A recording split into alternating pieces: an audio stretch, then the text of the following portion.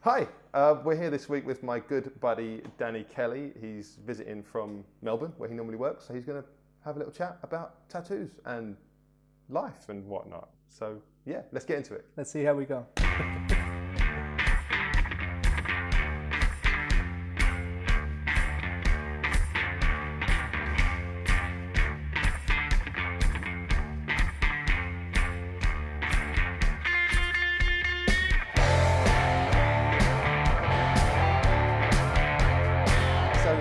Danny and I used to work together. Hi. Yeah, and well, you've got rid of your sunglasses. They may make a reappearance. Yeah, we used to work together for what, 4, 5 years? I think it was close to 5. Yeah. Was it? Yeah. Jeez.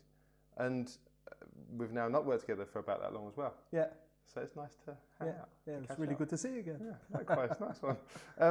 So I just wanted to chat a bit about, like, you know, your kind of your journey, your experience, your beginnings.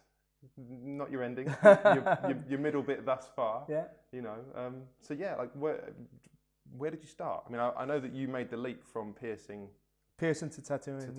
Yeah.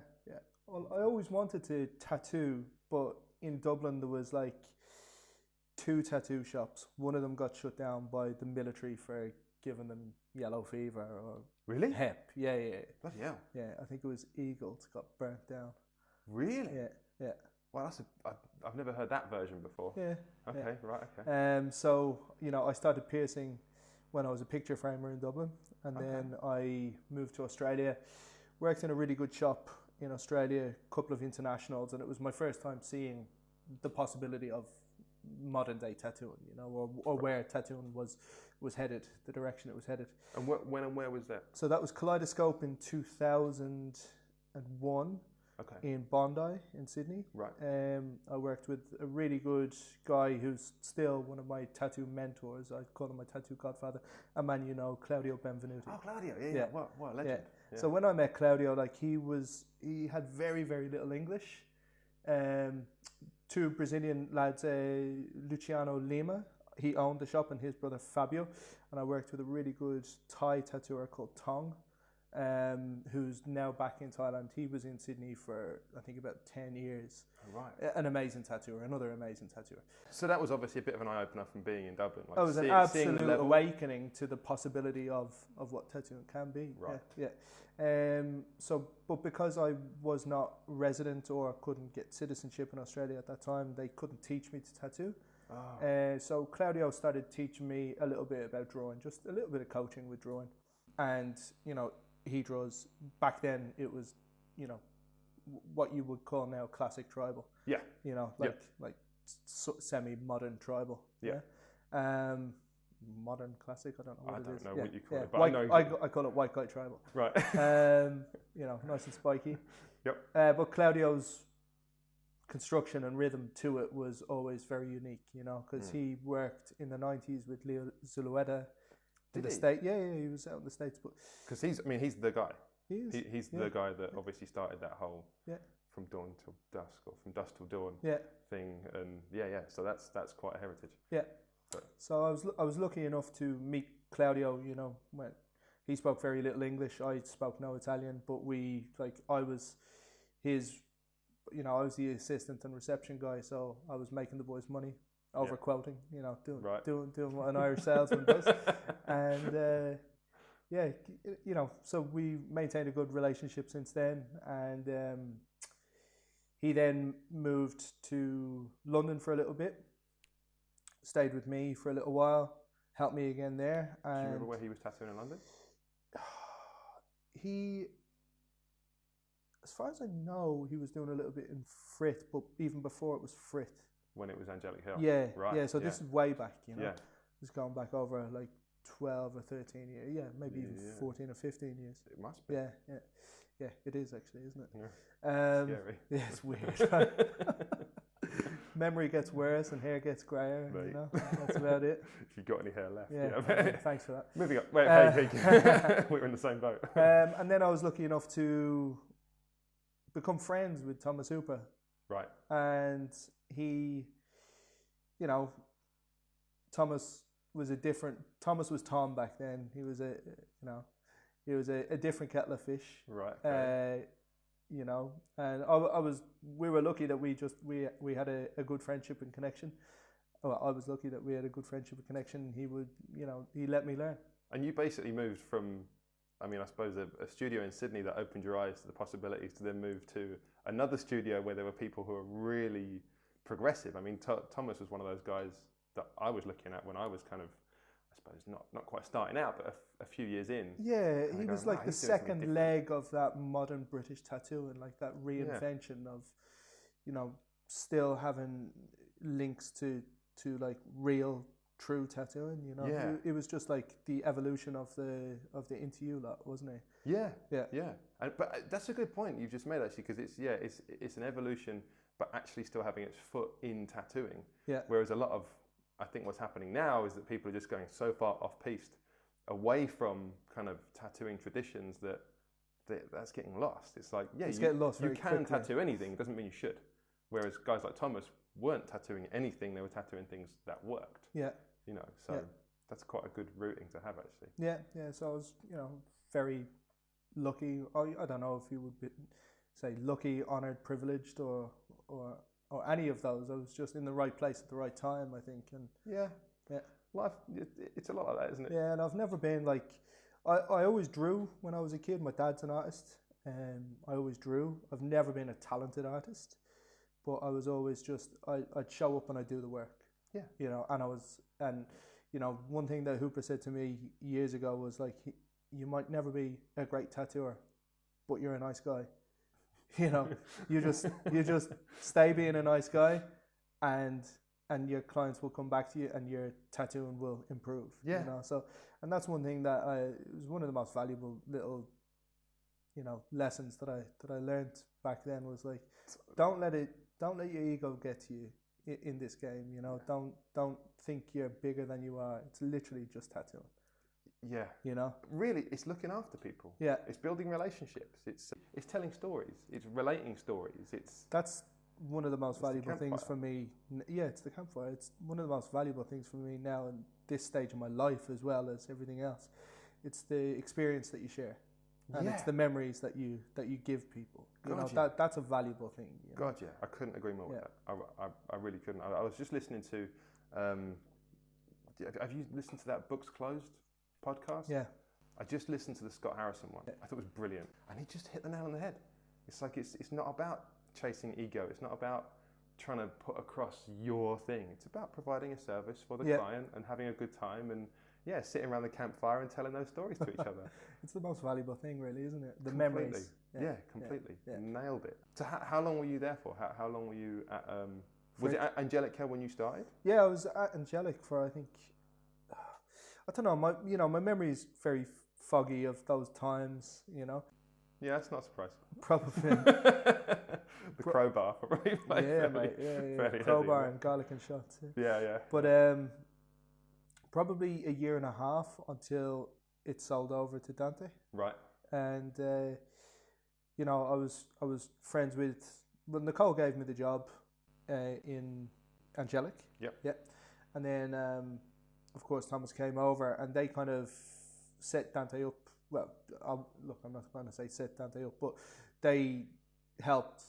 There was a facilitation. Facilitate the move over to Fritz Street. Yeah. So it was quite a special time in tattooing, you know. You know Bugsy, you remember Bugsy? Yeah. So I work with Bugsy, and sometimes like we'll kind of reminisce on this special time. It's quite a magical time when you look back on it in terms of the development of tattooing and like the setting of trends and the creation of new sub-genres and styles. You know, Fritz Street was like, it was one of the pillars. Yeah. In that. Well, from what came before to then how it is now, I feel like, Fritz Street was a very important studio in terms of that kind of transition. Because I started tattooing in, I've forgotten what year it was, 2000, under Matt Differ. Yeah. And he was also part of that kind of, in a different way, but part of that moment when it just went and just kind of shot out in a bunch of different directions. Yeah. And yeah, I think we were both pretty lucky to kind of get into it around that kind of time, so that we've experienced this change. Look back, take a minute and look back on it. I was like, Definitely fucking hell, it was quite crazy, wasn't it? It was really fun, really fun, really exciting. It was a really exciting time to. It was at a time when I actually enjoyed going to conventions. Yeah, I don't really enjoy anymore. Yeah, no, I can't stand it anymore. I don't get the point of them now, really. Well, the funny thing is, nobody trades by their real name anymore, do they? With the Instagram fame, So like you meet somebody and you introduce to them as their real name, but it's not like back in the day when you'd be flicking through magazines every 2 weeks and you'd know somebody's real name. Now it's like you might follow somebody. I've had it quite a few times recently, over the last 2 years, just guesting in different shops.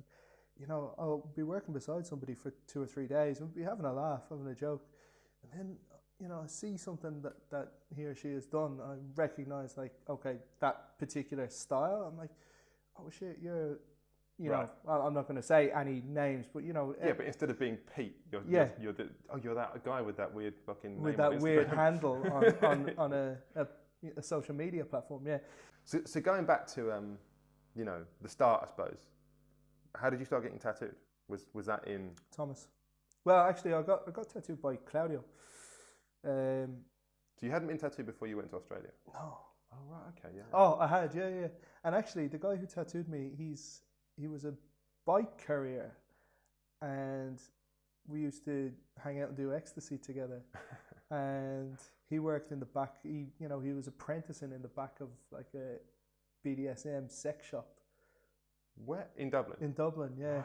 Yeah, and we did a really crap white guy tribal drawing that I had drawn up.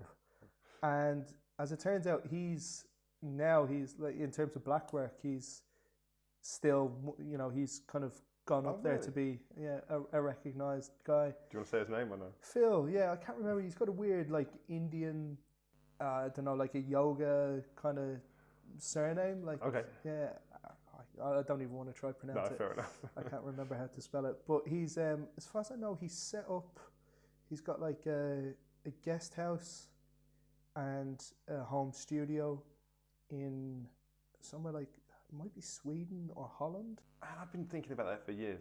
Yeah, it'd be so nice.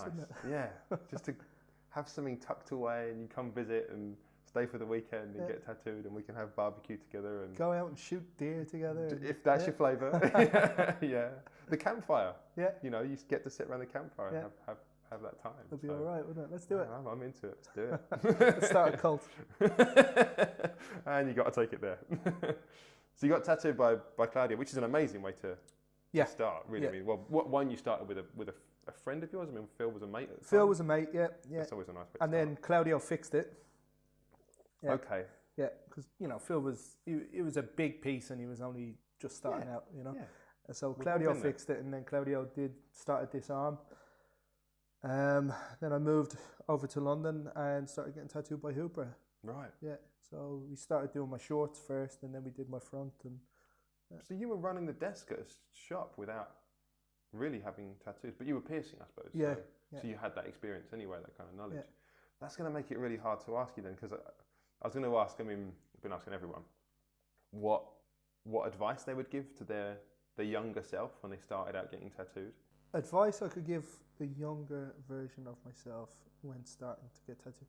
I know how I would, like, the changes I would want to make on my bodysuit would be just do symmetric black and grey. Right. And keep the colour off. Yeah. Keep it bold, keep it simple. Yeah.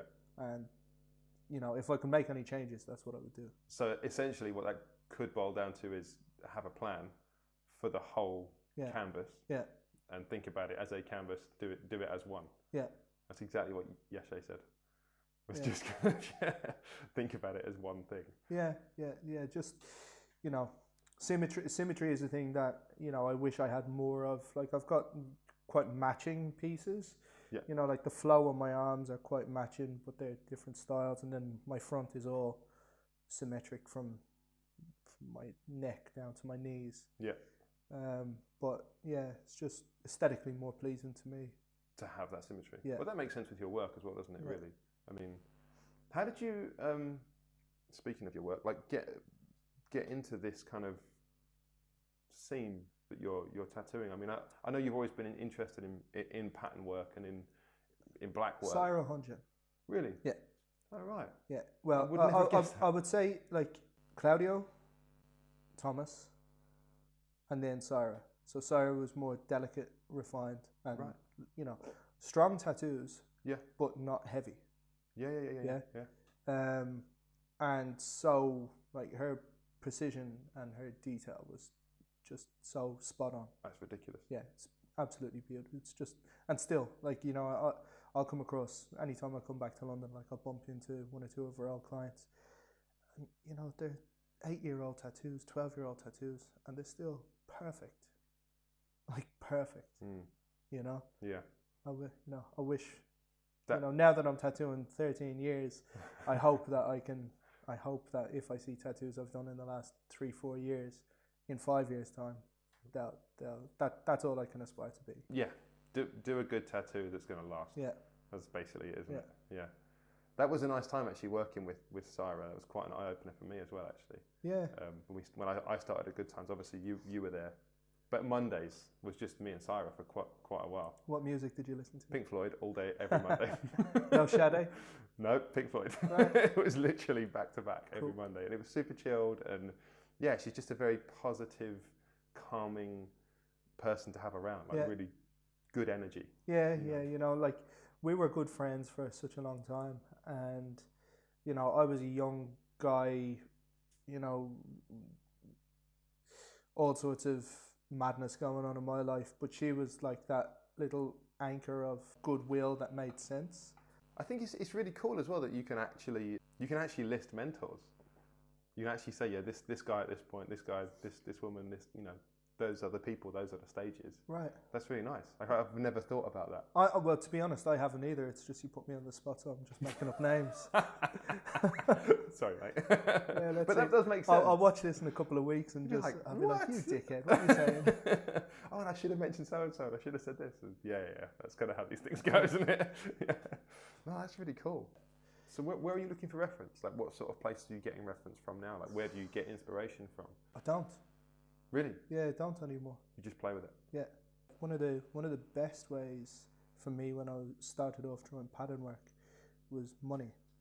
Really? So on the notes. So like, you know, if you're traveling around Asia, traveling around Southeast Asia, every single country you go to, you look at the notes, and they've got different patterns. Oh, how interesting. Yeah. Oh, that's cool. Yeah, so I collected money from every country I went to. And if I was stuck on you know, like if I was drawing like a repeated strip of different pattern, you know, if I hit a wall, I'd literally just go through my note collection and see if I could find something new that worked, you know? That's really cool.